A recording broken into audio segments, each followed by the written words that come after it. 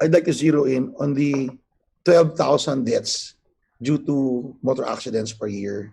That's why we are doing How do this you remove? para po mabawasan yung mga aksidente sa kalye by making safety protocols stricter.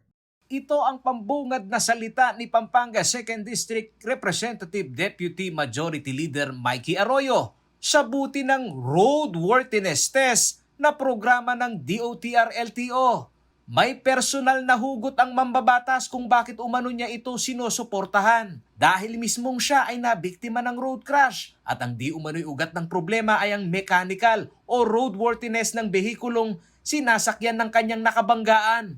Ako, kung hindi ko lang kung nabalitaan niyo po na ako ay nagkaroon ng head-on collision noong 2018 po. Nasawi po ang buhay nung nakabanggaan ko. Up to this day po, I still carry that trauma. Nung inimbestigahan po nun, yung kanya pong tires at yung kanyang preno ay hindi na po maganda.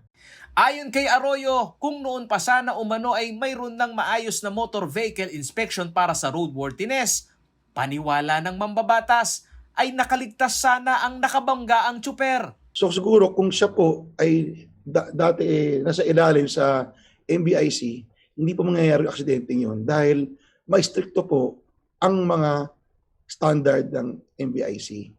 Kapuna-puna sa manifestation ni Arroyo, nakabilang sa 5 mambabatas na nagtulak na i-defer muna ang implementasyon ng NVIS ang kanyang mga binitawang salita na tila kabaliktaran sa kanyang itinulak na itigil muna ang operasyon ng PNBIC operation.